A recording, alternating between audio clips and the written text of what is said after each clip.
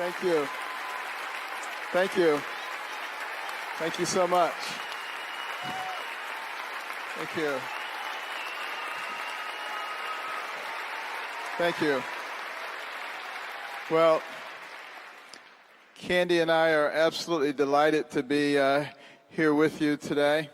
And I particularly love being in institutions of higher learning because it's such an important part of who we are as a nation. And obviously had a tremendous role in my own personal life. You know, I was not a particularly good student, and that's putting it mildly.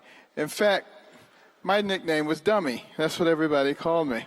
And whenever there was a joke about somebody being stupid, they just substituted my name.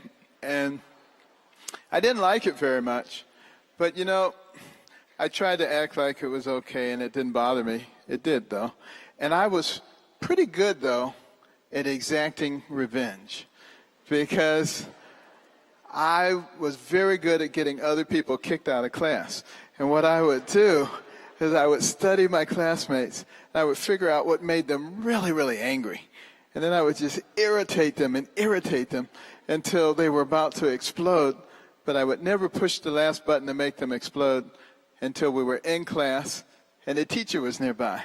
And then they would explode, and the teacher would kick them out, and I would say, yeah, this is great, because I wouldn't be the only one who didn't learn anything that day. But there was this one girl in class. Now, you all know this girl. Her name, Miss Goody Two-Shoes. Some of you were her, I know. And make everybody else look like a total jerk. Everything's on time, pristine.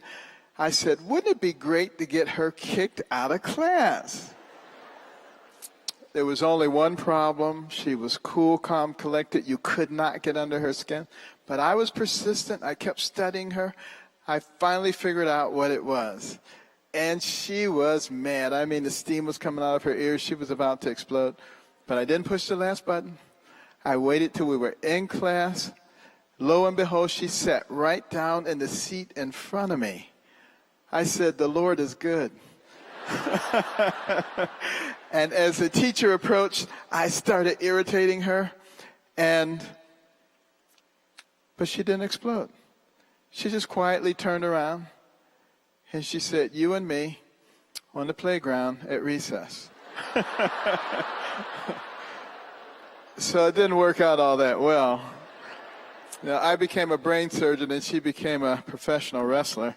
But I did stop bothering people after that. But, you know, the kind of student that I was reminds me so much of so many students that I encounter today. And even more alarmingly, of so many adults that I find today who really have not informed themselves, have really not taken advantage of education in the appropriate way. And why is that so important? Because our founders, and particularly Franklin and Jefferson, said that our freedom and our system is based upon a well-informed and educated populace. And if we ever became anything other than that, the nature of our country would rapidly change. What were they saying? They were saying that if people are not well informed, then they're easy to manipulate. And all you need are dishonest politicians and a dishonest media, and away you go. And that's what I fear is happening today. And I think a lot of people recognize that. And I think that's the reason that people are distrustful of politicians.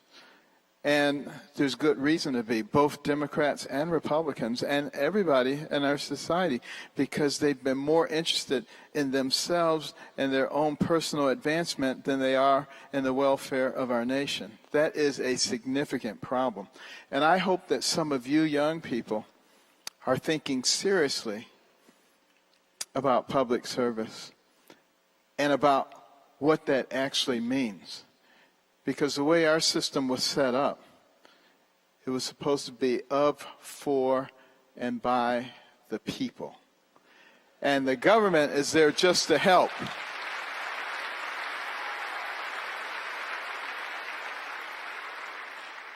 And the government works for the people.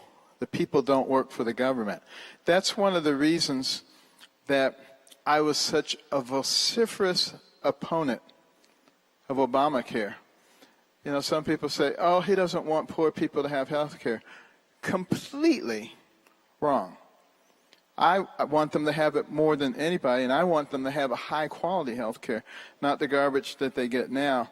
And, you know, just scraps from the table so that they're still second-class citizens. That's not what I want, and I've advocated something much better than that.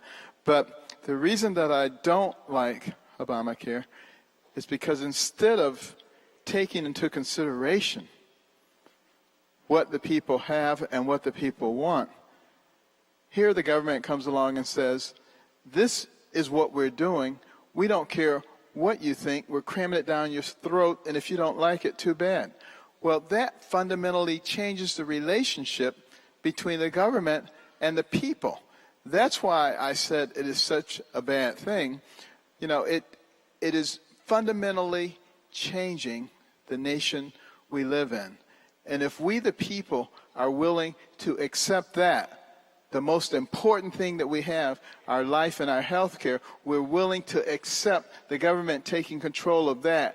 We are willing to accept anything, and we will be fundamentally changed. And it is our duty to resist such things and to reestablish the people at the pinnacle of our system of government. That's what America was supposed to be.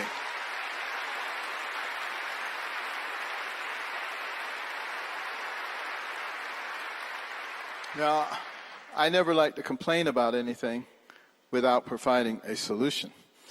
And the fact of the matter is, I have suggested that we provide the ability for anybody to have a health savings account from the day they are born until the day that they die.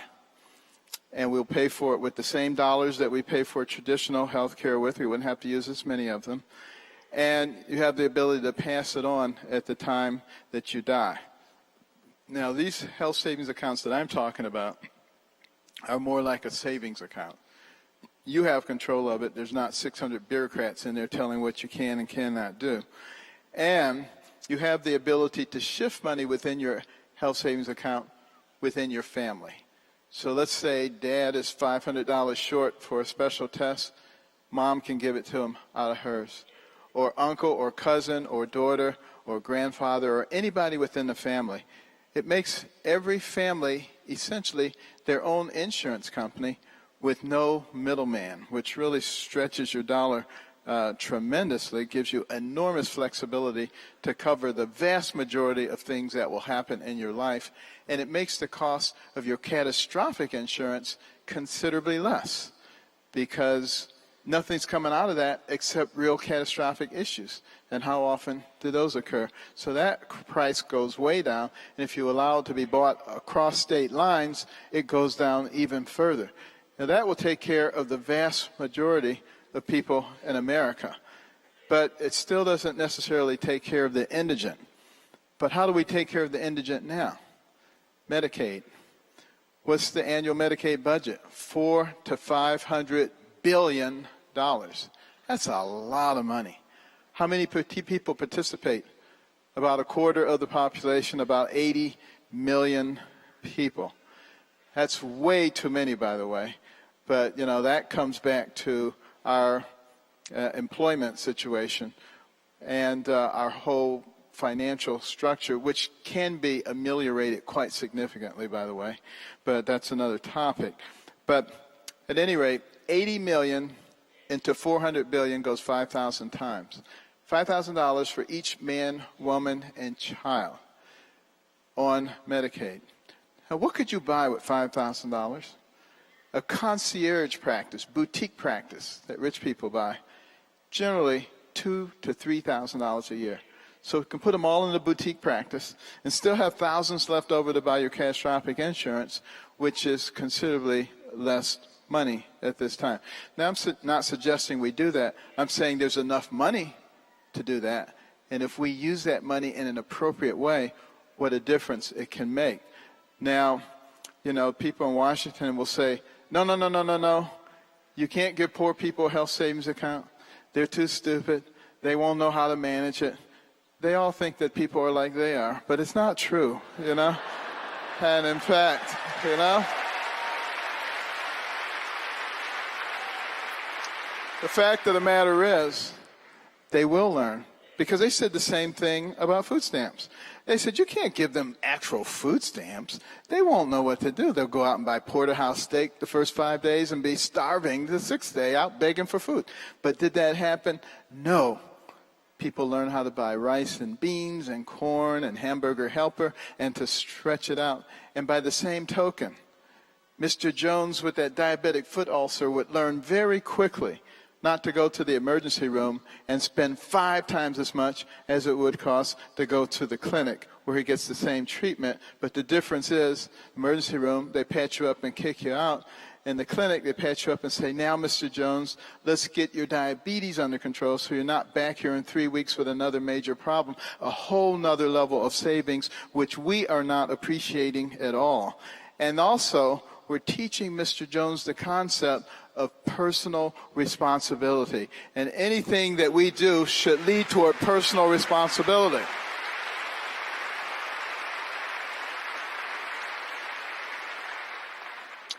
And likewise, I think there are logical solutions for almost everything that we are facing in this country. But it is so vitally important that we, the people of America, recognize that our strength is in our unity.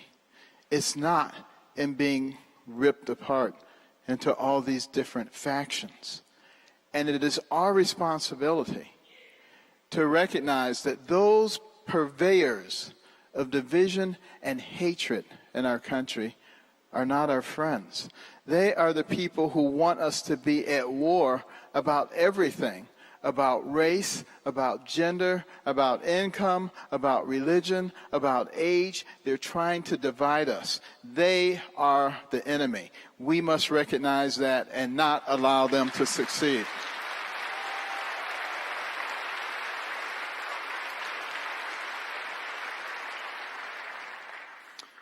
Case in point.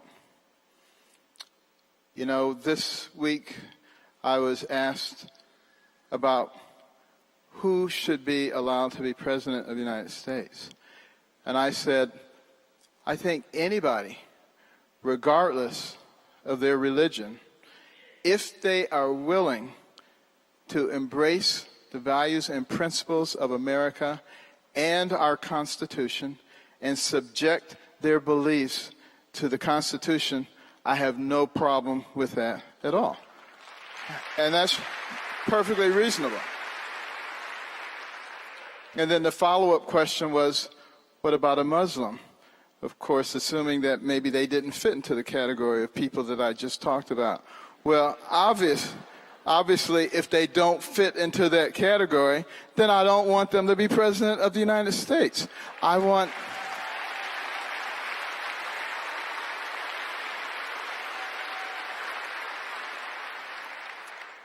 I mean, even though President Obama said that we are not a Judeo-Christian nation, the fact of the matter is, he doesn't get to decide that. We get to decide what kind of nation we are.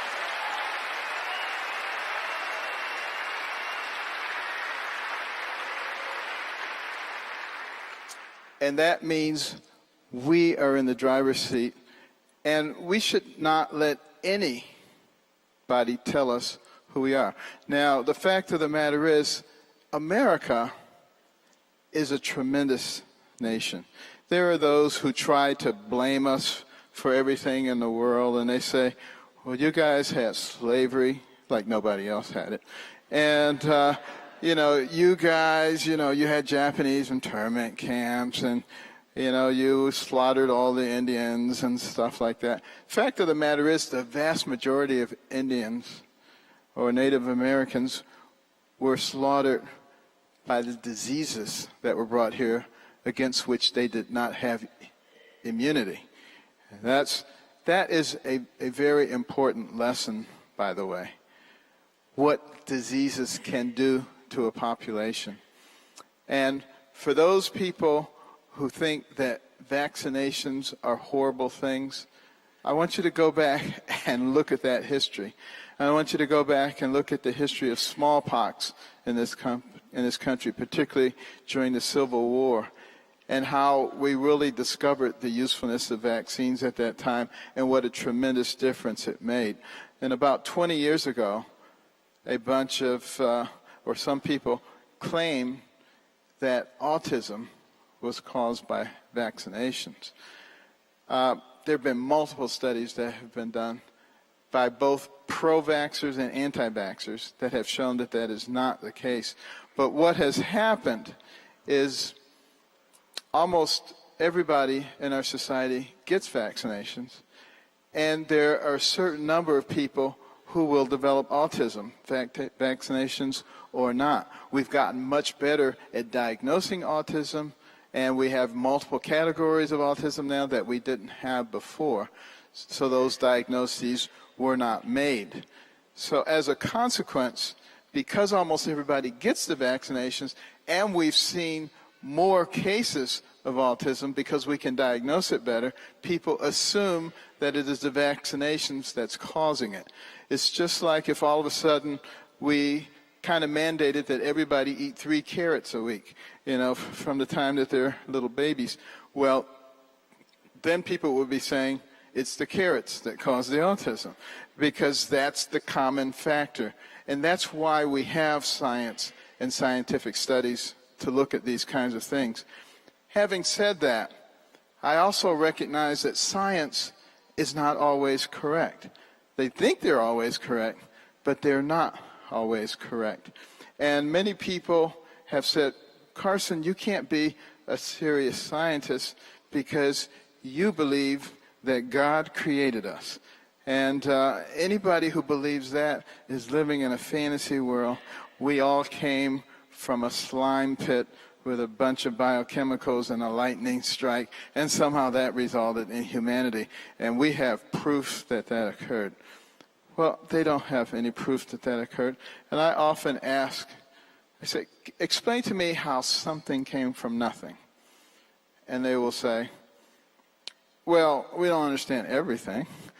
And I said, okay, I'll tell you what. I'm just going to give you that there's something there, okay? We don't have to explain where it came from. You got it. And now you're saying there's a big bang, a big explosion, and our solar system and our universe come into perfect alignment. Now, I said, you also believe in the second law of thermodynamics, entropy, right? Yeah. And I said, that states that things move toward a state of disorganization, right? Yeah.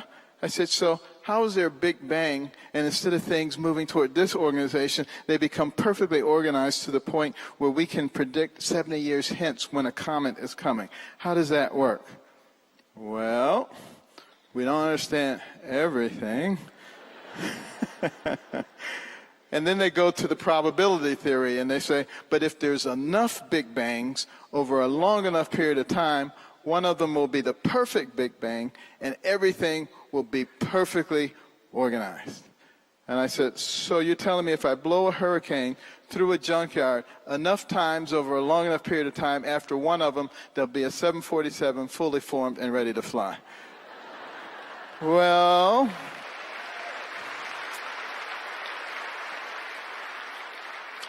but here's the key.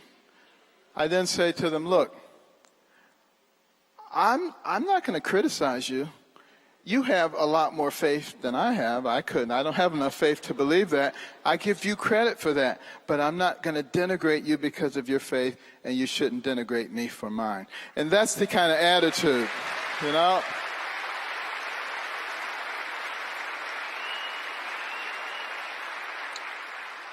That's the kind of attitude that I think is very important in the society in which we live today. Now, one of the things that concerns me the most about the younger generation is the fact that my generation is spending up all the money and leaving you with the bill. And now we have such large debt that there's almost no chance of you being able to pay them off. And it's going to ruin your lives unless we begin to do something in the relatively near future.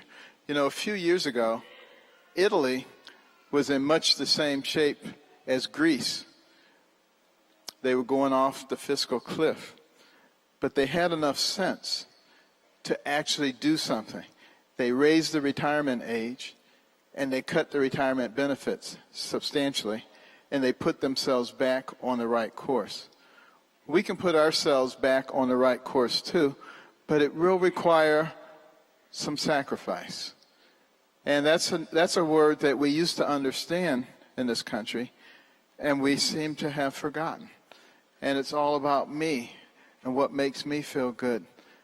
But that's not what it should be, because Thomas Jefferson said that to pass debt on to the next generation is immoral. If we could fast forward him to today, I think he would just stroke out immediately and die. You know, if he could see what was going on. I mean, here we are sitting on a $18+ trillion national debt. I mean, think about that number. $18 trillion? We can say it, but can we comprehend it? If you try to pay that back at a rate of $10 million a day, 365 days a year, it would take you more than 5,000 years. I mean, that is what we are putting on the backs of the next generation. But that's the good news, because it's actually much worse than that. The fiscal gap.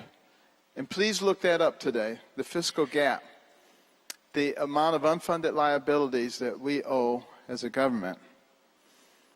Social Security, Medicare, Medicaid, governmental programs, cabinet programs, versus the amount of revenue we expect to collect in terms of taxes and other revenue sources. And those two numbers should be virtually identical if we were being fiscally responsible. But if we're not, there's a gap that develops there. Bring that up until today's dollars, and you have something we know as the fiscal gap, which sits at over $200 trillion. That is a staggering amount of money. And the only reason that we can sustain that is because we are the reserve currency of the world, which means we have the ability to print money, which we are doing in a very irresponsible way, by the way. We decoupled our dollar from the gold standard in 1971. Since that time, it's only the good name, faith, and credit of the United States, which isn't all that good, quite frankly. And it's very problematic. It sets us on very shaky ground. And everything that we are doing to increase that debt is doing nothing but destabilizing us and making us more vulnerable. And I have to tell you, and I'm going to take a few questions, but I have to tell you, if I were in charge of this nation and I was attempting to destroy it, let me tell you what I would do.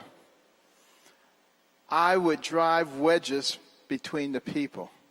I would have a war on women and race wars and income wars and religious wars and age wars. Every opportunity that I had, I would be driving wedges between the people. And then I would drive the debt to unsustainable levels. I would be inviting people in here from other countries and giving them all kinds of benefits. I would be giving people free telephones. I would be telling people that, you need to get on food stamps. I I would do everything I could to rapidly destabilize it. I would be telling people free college and free university tuition. And then I would weaken our military. I would have the morale in our military so low. I would have the smallest, weakest Navy since 1917 and the smallest, weakest Air Force since 1940. And I would have a sequester program going along so that the majors and the lieutenant colonels and captains were getting letters every month saying, don't bother to re-enlist. And that's what I would do if I were trying to destroy this nation. Any relationship or similarity to what's going on is purely coincidental.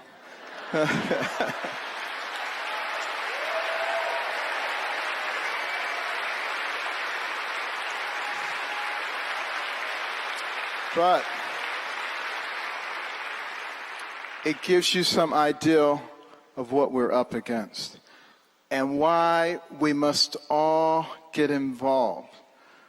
What's been going on in the last several decades in this country is something that has been caused by a whole host of people in the political realm.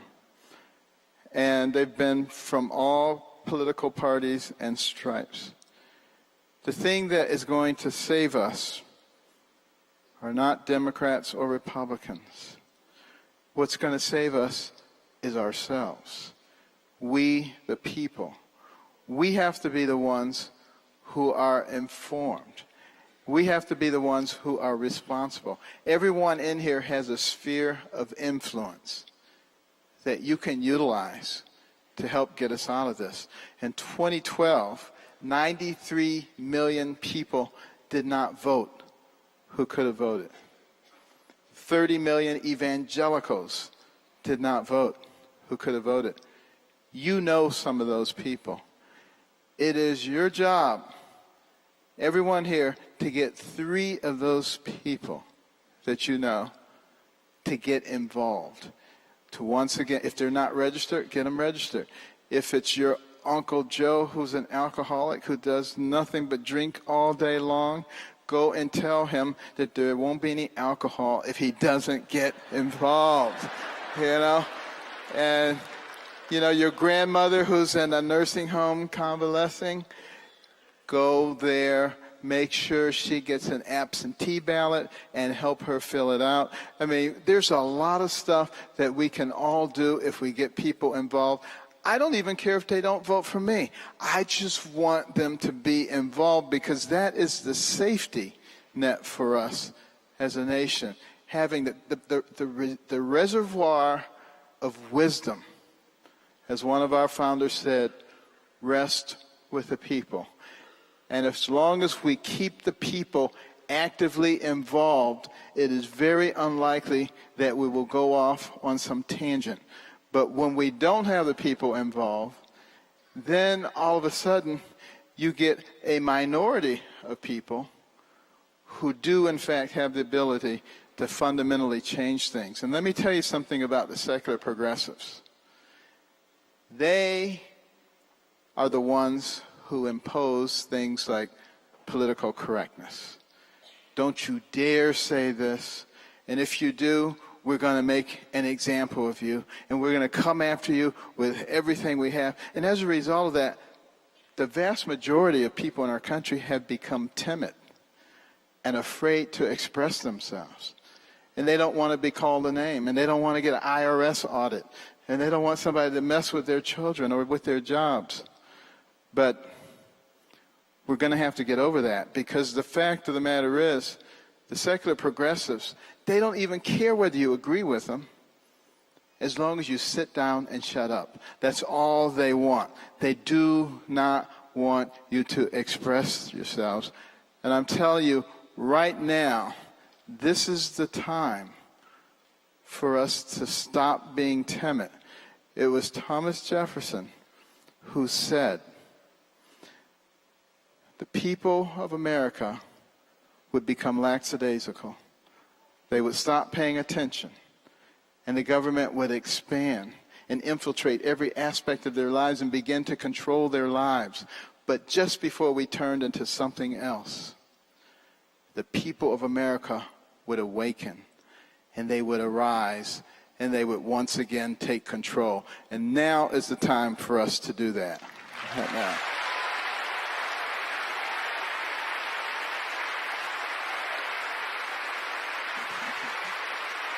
Thank you.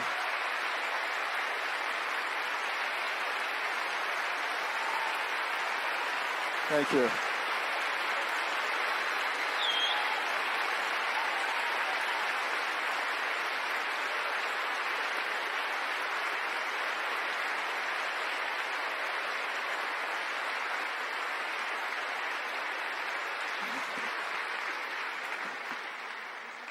You're supposed to say your announcement. Okay.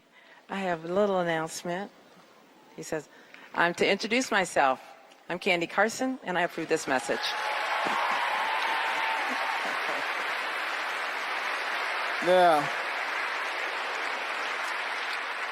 Now we have about 10 minutes for some Q&A. So who would like to ask the first question? We have 4 questions for you submitted from the university that Okay. was part to ask. And so I'm going to ask those on behalf of our university. Okay. The first was, we are greatly concerned about the Planned Parenthood videos that we have seen that have been launched. We're a Bible-believing university. We believe that life begins at the moment of conception. Would you speak briefly to your views on abortion and right to life? I would be happy to. You know, my entire professional career was spent trying to save the lives of babies and young children, and sometimes operating all night long, and even operating on babies while they were still in the mother's womb.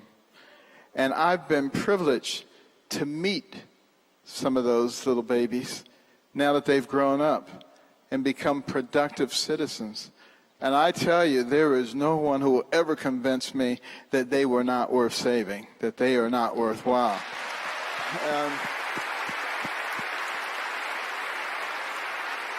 You know, the sad thing is with these Planned Parenthood videos, that there are actually some people out there trying to defend that stuff. I mean, have we sunken to the level of depravity where we can see a baby in the womb with a face and eyes and a nose and little fingers and toes and a heart beating, and we can say that that is not a human being?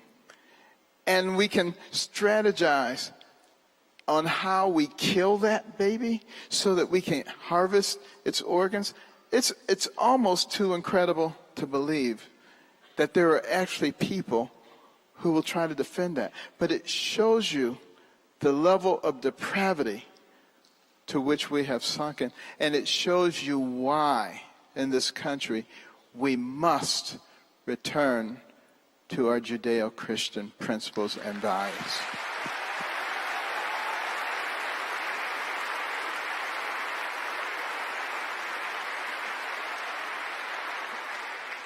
Our second question is that here at Cedarville University, we believe that the Bible contends that marriage is one man, one woman in a covenant relationship for life.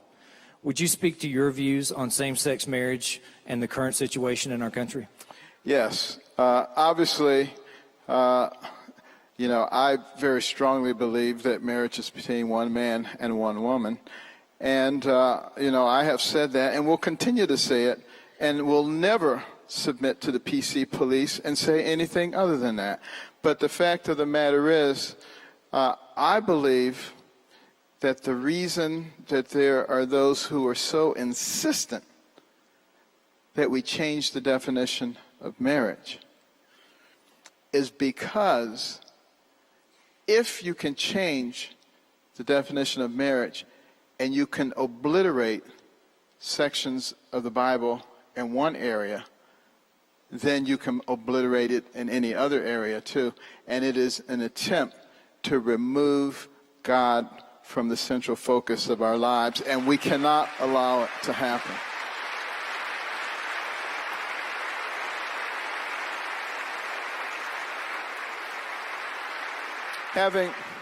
Having said that, I do believe and live and let live. And I believe that there is something very special about this nation. We do not have a theocracy, but we do have a system that stands for freedom of religion, and that people should be able to believe as they want. They should be able to live as they want. I wouldn't try to legislate how people live. Any two adults can do anything they want as far as I'm concerned. I'm not going to stop them as long as it's not infringing on somebody else's rights. But by the same token, I will not stand for anybody to infringe upon the rights of Christians and their beliefs. That's where we have to draw the line. And this is where the problem lies with the recent ruling of the Supreme Court, because it opens the door for discrimination against people who have biblical beliefs. And it is incumbent upon the Congress right now to gain the courage to do what they need to do. They need to right now get out there and legislate in a way that we cannot compromise the freedom of Christians to exercise their beliefs.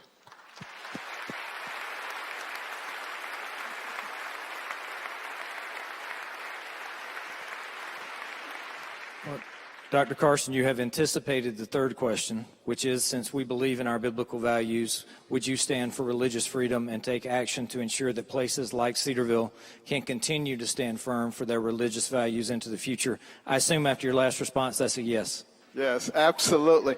And it is going to be the vast majority of people in this country who actually do have common sense and who actually do believe in the values that allow this nation to go from nowhere to the pinnacle of the world and to a higher pinnacle than anybody else had ever reached.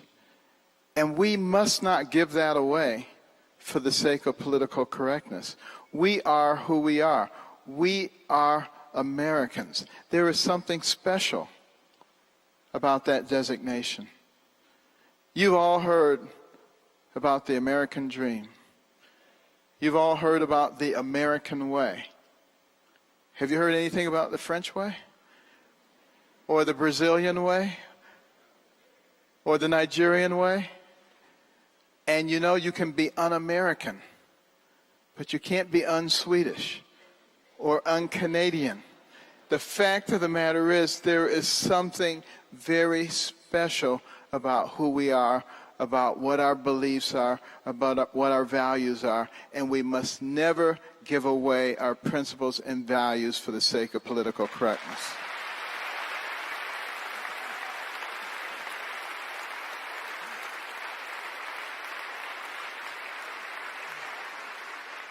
Our last question, and then you're free to close out, take questions however you would choose to do so, Okay. is we are passionate about our faith. Our motto is for the Word of God and the testimony of Jesus Christ. We would love to hear you just mention a little bit about your faith in Jesus Christ, your relationship with Him. Yes, absolutely. Well, you know, I grew up in the church, thought I was, a pretty reasonable Christian. But when I was 14 years old, I had this pretty awful temper. I thought I was a person who had a lot of rights. If you know anybody like that, the more rights you think you have, the more likely someone is to infringe on them. So people are always infringing on my rights for some reason. I remember once a fellow hit me with a pebble. It didn't hurt, but I was incensed that he would dare hit me with a pebble. And I picked up a large rock, hurled it at his face, broke his glasses, almost put his eye out. Another time, a fellow was trying to close my locker at school. I didn't want it closed. I hit him in the forehead with my fist. Unfortunately, the lock was still in my hand. Put a big 3-inch gash in his forehead.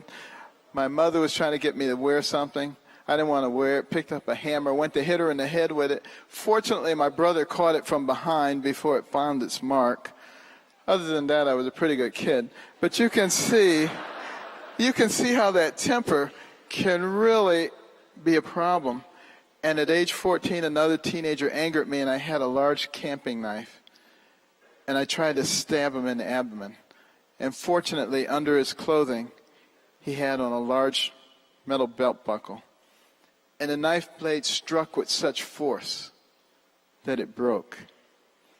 And he fled in terror. But I was more horrified than he, as I recognized that there I was trying to kill somebody over nothing. And I locked myself in the bathroom. I started contemplating my life. And I realized that had he not had that belt buckle on, he would have been killed or seriously injured, and I would have been on my way to jail or reform school. I said, Lord, I'm not going to make it. I've turned things around academically. I've been a good student. But a temper like this, my only options are jail, reform school, or the grave. And none of those appealed to me. And I said, Lord, you're going to have to do this. And there was a Bible there. And I picked it up and opened it.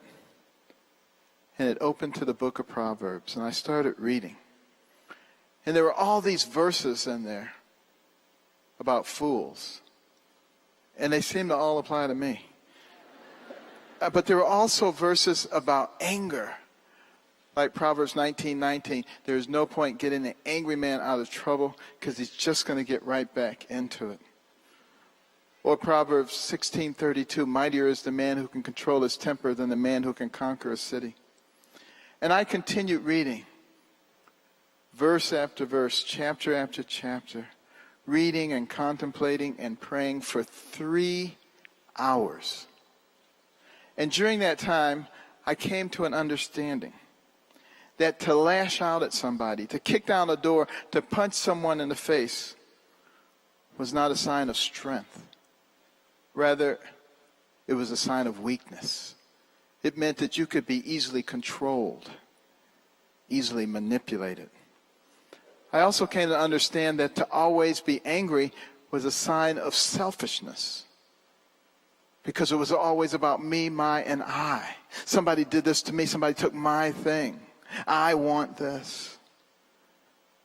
And I realized that if you step out of the center of the circle and let it be about someone else, that it is a tremendous advantage to you.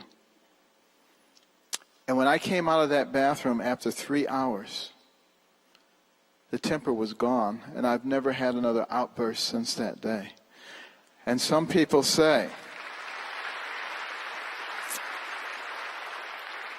you just learn how to hide it. But it's not true. Because I'll tell you something, when God fixes a problem, he does not just do a paint job. He fixes it from the inside, and it's fixed.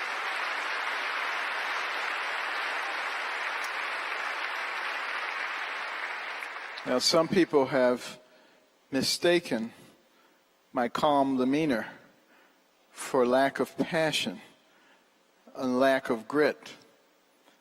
But I'll tell you something.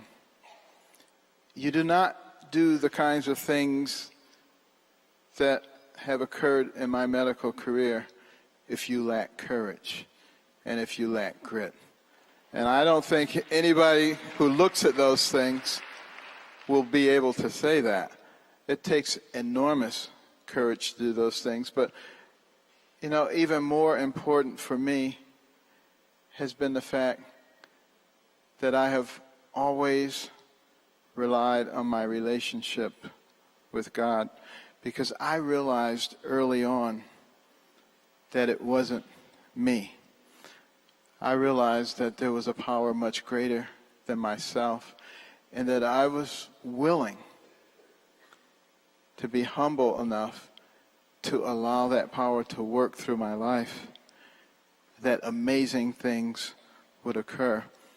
And I must tell you that this venture that I find myself in now was not my planning. I did not want to go into the political arena. I wanted to retire. I was looking forward to a very relaxing life with my wife after a long and arduous career. But then came that phone call to speak at the National Prayer Breakfast. And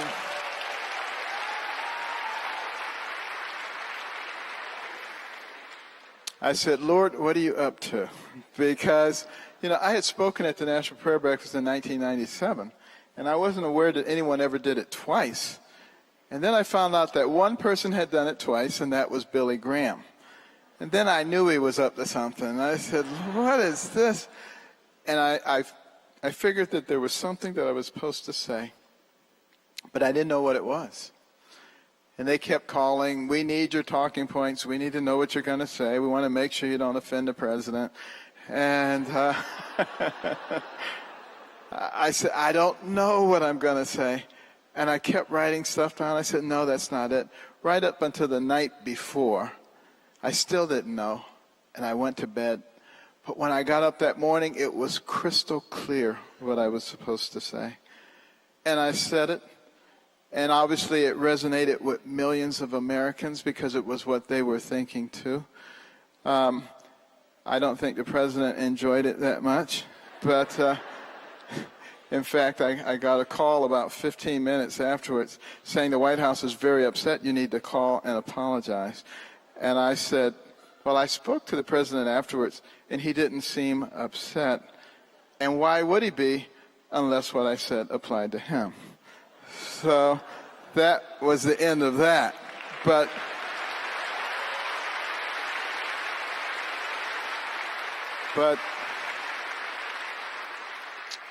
then people began to clamor, and they said, you need to run for president. And I thought that was a pretty ridiculous idea. And I just said, it'll all go away. It'll all settle down. But it never did. And it kept building. And I started listening to what people were saying. And I was particularly touched by the elderly people who were saying they had given up on America and they were just waiting to die. Or some of the younger people who were so concerned about their children and their grandchildren and what was happening to our nation. And I began to consider why they were so sour on the political class. So I started thinking about it. I listened to the pundits. The pundits said, it's impossible, can't do it. You can't raise any money, you can't put together an organization, not going to happen. Which comforted me quite a lot. I was glad to hear that. But I finally just said, Lord, if you want me to do this, you have to open the doors. And if you open the doors, I will walk through them. And if you close the doors, I will gladly sit down. And he opened the doors, put together an incredible organization nationally. And they said, you'll never be able to raise any money because you're not connected with all the big money people. That was true. But they forgot about one thing. They forgot about we, the people. That's what they forgot about.